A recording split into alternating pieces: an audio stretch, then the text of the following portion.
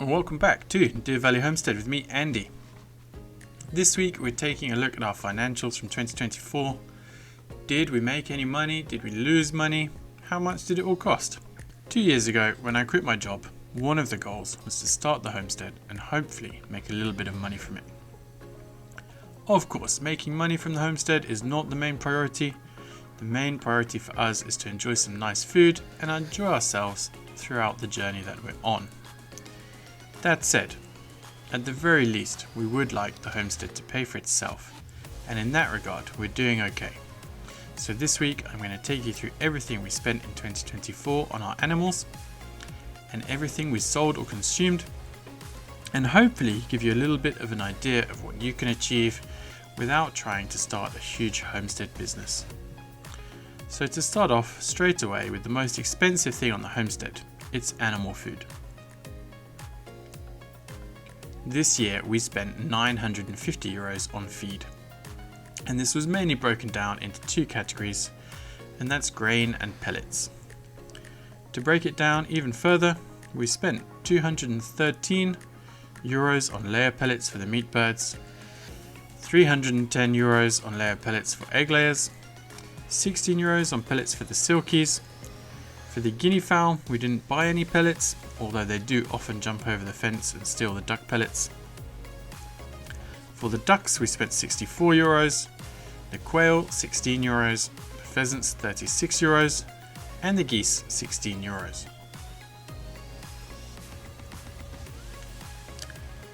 Out of all of these, by far the most efficient with food are the geese and the guinea fowl. The guinea fowl are very self-sufficient, so while they do have grain out and available for them, they really don't use it that much. They mostly prefer just to free range around finding all the grubs and bugs. For the geese, we only spent €16, and that was a bag of starter food. As soon as they could eat grass, which was only at a week or two old, all they wanted was grass. If they saw green, they were headed towards it. I did give them pellets frequently just in case they wanted them, but they just never really touched them. So to recap, in total, €950 was spent on food.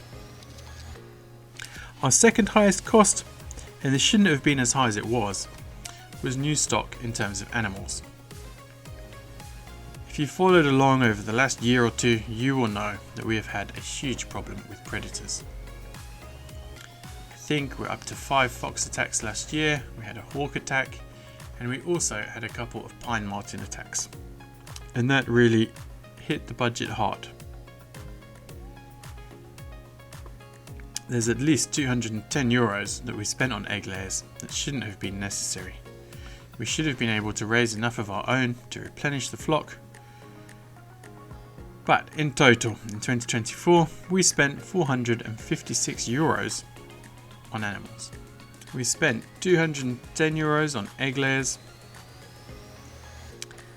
30 meat chickens was €75, silkies was €90, spent €45 on ducks and €36 on goslings. They were €9 a piece and we bought 4. So in total, we spent €456 on new animals and replenishing stock. Of course, some of those animals, like the silkies and the ducks that we bought, will provide us with income in the future in the form of egg sales and hopefully chick sales. But they didn't bring in anything last year. I included them just to give you a more honest representation. Our total sales for 2024 was €697. That only includes what we sold to other people and not the value of things that we used ourselves. I will go through that later on in the video. By far the thing that generated the most sales were the chicken eggs at €470, followed by the rabbits at €185. Had we not spent all that money replenishing our egg laying flock, we would have made a very healthy profit on them. I also calculated the value of the animals left on the farm, and this comes in at around €900. For the benefit of transparency, I've also calculated roughly what we consumed from the farm.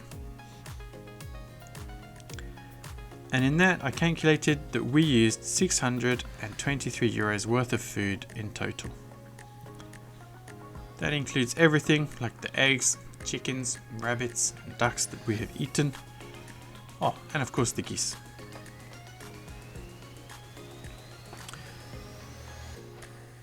If I account for all the things that we've used, the food, the animals, and put everything into one pot, it means that I have €800 more in my pocket at the end of 2024 than I did at the beginning. Of course, it's quite a difficult thing to calculate. How do you account for an organic rabbit or an organic chicken that you probably wouldn't have bought if you'd been shopping in the supermarket because of the price? As it is, I calculated everything at the cheapest price that I could find. So a whole chicken to me was worth €6. Of course, if I'd bought an organic chicken from the supermarket, it might have been closer to 15 or 20 per bird. And the same with the rabbits. The cheapest rabbit I could buy in our supermarket is €18. But of course it's not organic and it's much smaller than what we have.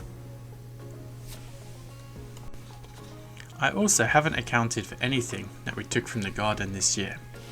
How do I count the 30 jars of tomatoes, the pizza sauce, the ketchup, all the fruits and vegetables that we had from last summer, and the fact that we're still eating garlic and onions from last year now? Those things I just haven't accounted for, but of course they do help out when you go on your weekly shop to the supermarket. It's just another thing that you don't have to buy. If we did charge for all of that, and the fact that most of our food is now organic, I would guess we probably would have spent at least another €4,000. So with all of that said, I would suggest we have met our goal for the homestead, for the animals to pay for their own food and not to cost us money, which I take as a huge success. As always, we thank you very much for watching. Please don't forget to drop a comment, a like down below, and if you want to see more of what we're up to over the next year, hit that subscribe button. I won't give it all away, but we are more than doubling the size of the homestead this year, and if I had to guess, by the midsummer peak we will probably be up around 400 animals from 11 to 12 different species. Keep safe and I will catch you all next week. And just realised here at the end of the video that I forgot to account for all the alcohol we've made this year. We currently have 90 litres of red wine, 15 litres of white wine and 44 litres of brandy. Not sure what the value is, we'll have to taste test it and we'll let you know in a future episode.